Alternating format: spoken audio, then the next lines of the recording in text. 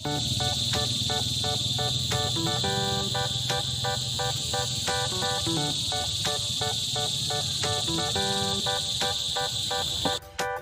everyone! Welcome back to my channel.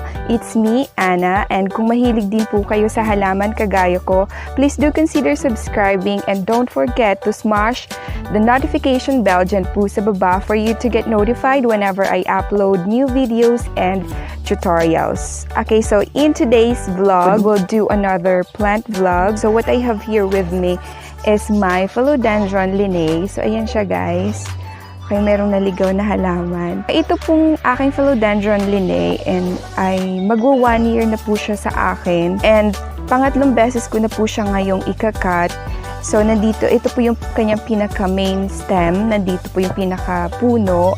And nabenta ko na po yun. Yung mga nauna ko pong na propagate na ibenta ko na po yun. Sold out na po yun lahat. And then ipapakita ko po sa inyo yung pinaka first na top cut ko po, yung pinaka top, sobrang malago na din po siya and ready na rin po siyang i-propagate.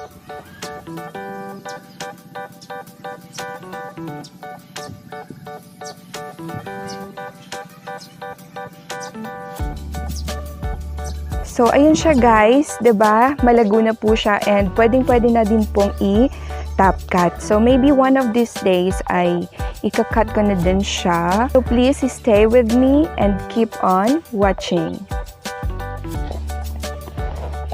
Okay, so guys, let's get started. So ito, kung mapapansin ninyo, ayan, mahaba na po yung kanyang pong stem. So yan, bali mga, ganito na po siya halos kahaba. Isang daliri na po yung haba, okay? So ngayon, ika-cut po natin siya.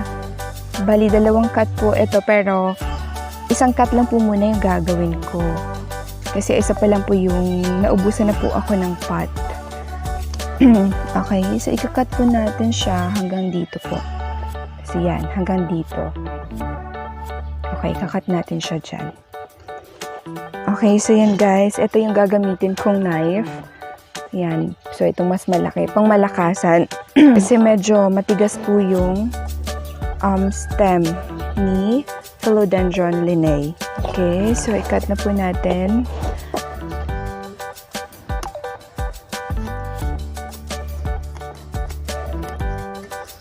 Yan. Okay. So, yan guys. Nak-cut ko na siya. Okay. So, yan. Ito na siya. And ito na po yung kanyang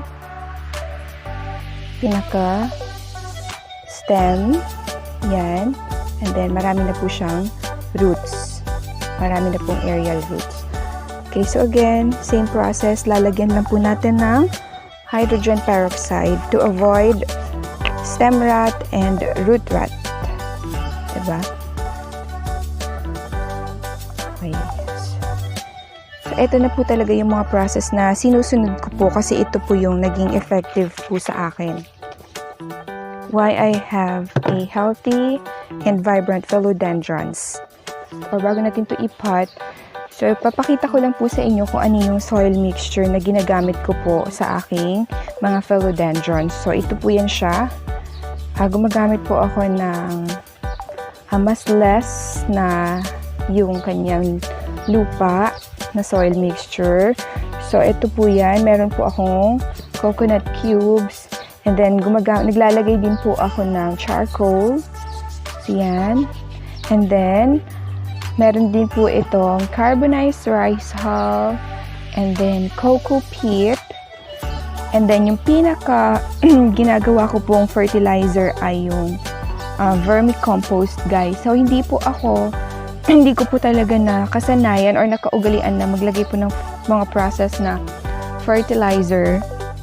So, ang ginagawa ko po kapag napapansin ko na or nakikita ko na medyo kulang na po yung nutrients niya, so nag-a-add lang po ako ng vermicompost sa pinaka-top po ng aking paso. So, yun lang guys. Let's start. Ipat na po natin to. So, I'm gonna use this white pot. So, sa ilalim po niyan ay merong coconut fiber Well, of course, to ensure that I have a fast draining soil. So, para maiwasan po natin yung root rot at saka yung stem rot para hindi po mabulok, hindi mababad sa basa yung ating philodendron. So, yan. And then, this one, okay, babalutin lang po natin ito ng coconut fiber. Okay. So, dyan lang muna yan. Lagyan na po natin ng ating soil mixture yung ating pot.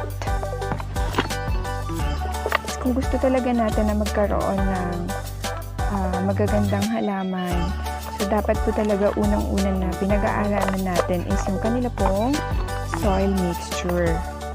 Okay, so ipapat na po natin. Yan, lalagyan lang po natin dyan sa center. And then we'll add more soil.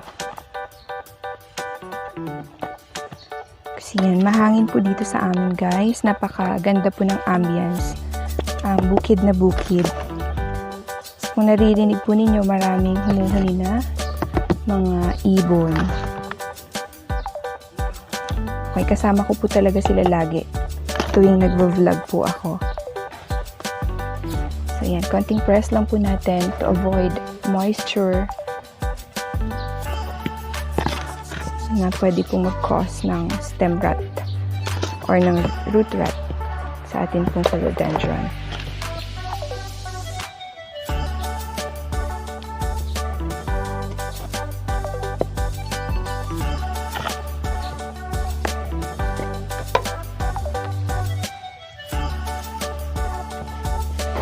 Okay, so ito na po, tapos na nating i-pot yung ating newly propagated na Philodendron Linnaei. So, yan, tingnan nyo guys, diba? Ang kagandahan lang po kay Philodendron Linnaei ay yung kanyang dahon. Napaka-shiny po. So, yan, especially kapag ka medyo matured na yung leaf. So, nagiging dark green siya and then shiny po yung kanyang dahon. And then, kapag ka bagong buka naman na leaf, so, ganito siya, medyo may pagka yellow-green, light-green, and then eventually, magiging dark green po siya kapag matured na. Okay, so yan guys, tapos na po nating ipot si Philodendron Linnaei. So, this time, let's talk about the care tips naman kung paano natin alagaan itong si Philodendron Linnaei. Okay, so si Philodendron Linnaei po ay ayaw niya po ng direct sunlight. So, dapat unang-una po ay i-make sure na i-place po natin siya sa area na kung saan nakaka-receive po siya ng indirect sunlight. Pero, wag naman po totally na wala po siyang marireceive na sunlight. Okay, so pagdating naman po sa soil mixture, so yun na po yung soil mixture na ginagamit ko po talaga sa akin pong mga philodendron. So, gumagamit po ako ng coconut cubes, the charcoal, and then yung coco peat, carbonized rice hull, and then yung vermicompost. So, okay, so yun po yung pagdating po sa soil mixture. So, when it comes to the watering, ang mga philodendrons po ay ayaw din po nila ng too much na watering or yung lagi po natin silang, ayaw po nila ng lagi po silang dinidiligan. Sa akin po mga philodendrons, nagdidilig lang po talaga ako once na nakita ko po na totally dry na po yung kanilang lupa po. And kung sa usapang propagation naman po, pong Philodendron Linnaei ay mapaparami lamang po natin siya through stem cutting or yung tinatawag po nating top cut. So, gaya po ng ginawa ko kanina. Okay, so yun lang po. I hope you have learned from this video and see you on my next vlog.